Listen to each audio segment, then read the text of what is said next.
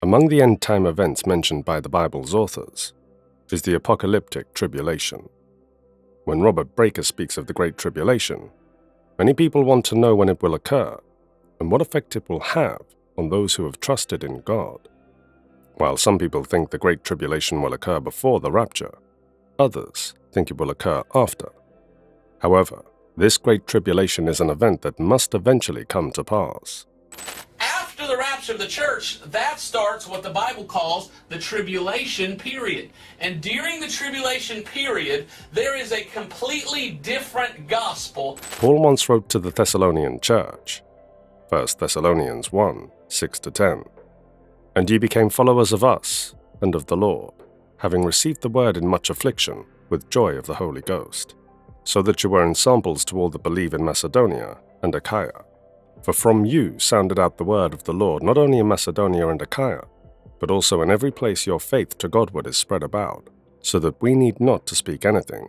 For they themselves show of us what manner of entering in we had unto you, and how ye turned to God from idols, to serve the living and true God, and to wait for his Son from heaven, whom he raised from the dead, even Jesus, which delivered us from the wrath to come."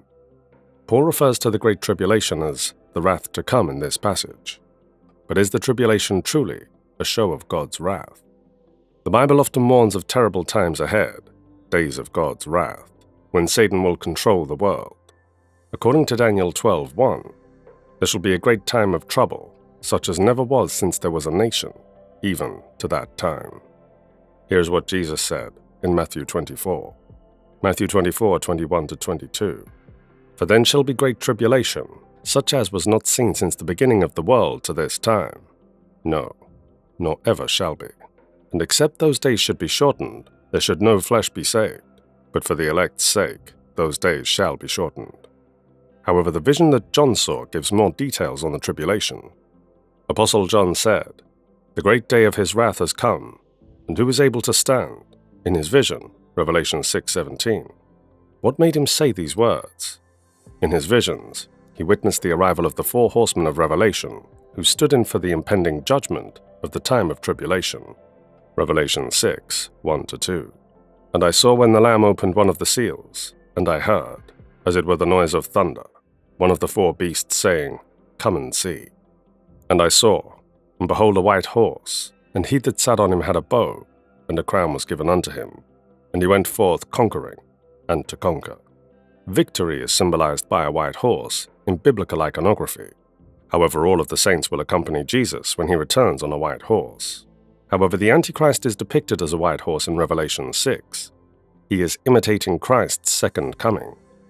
This Antichrist, whom the Bible also refers to as the Beast, will emerge as a global authority. Revelation 6:4.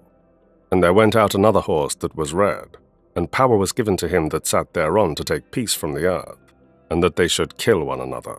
And there was given unto him a great sword." There will be conflict, because the Antichrist will be filled with iniquity and hatred.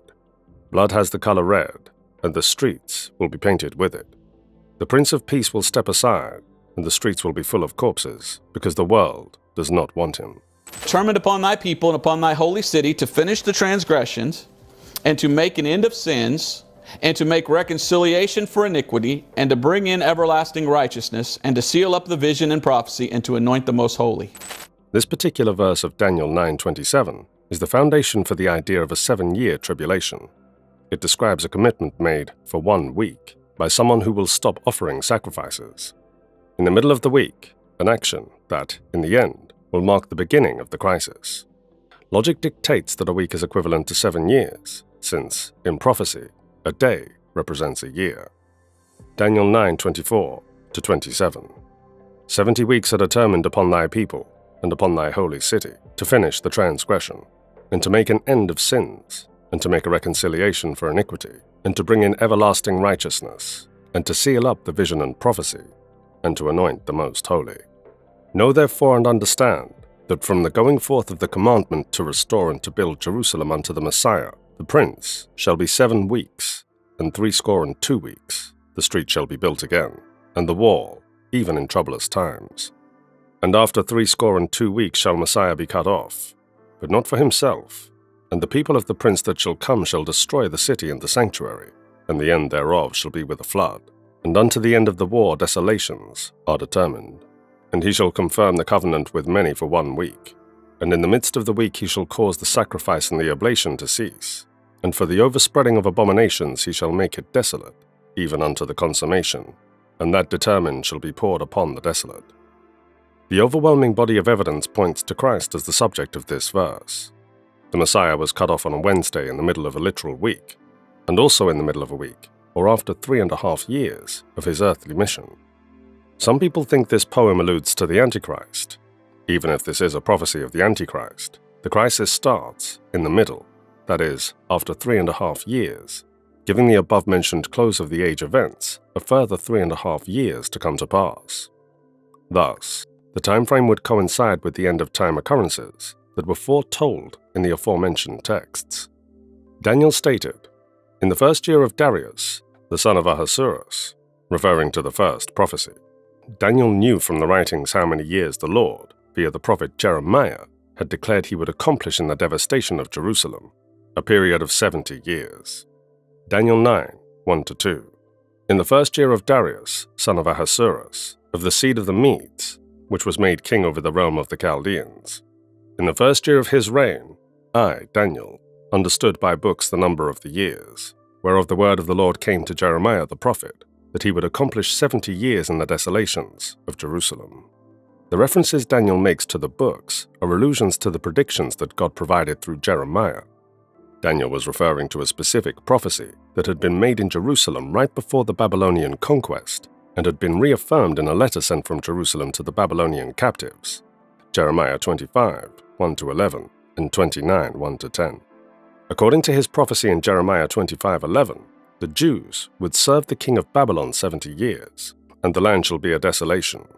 God promised them that after their 70 years in Babylon, they would be able to return to this place, Jerusalem. Jeremiah 29:10. This prophecy had 2 parts. Jeremiah 25:11, the desolation of the land and serving the Babylonian monarch. Every element appears to have been completed during somewhat distinct but overlapping 70-year periods. The second section spans the 70 years of the land's desolation between the Babylonians' destruction of the temple, which was a true devastation for Jerusalem, and the temple's restoration. The Jewish people were held captive for 70 years, starting with their initial exile to Babylon, before the temple's destruction and ending with a Cyrus decree that permitted them to return to Jerusalem.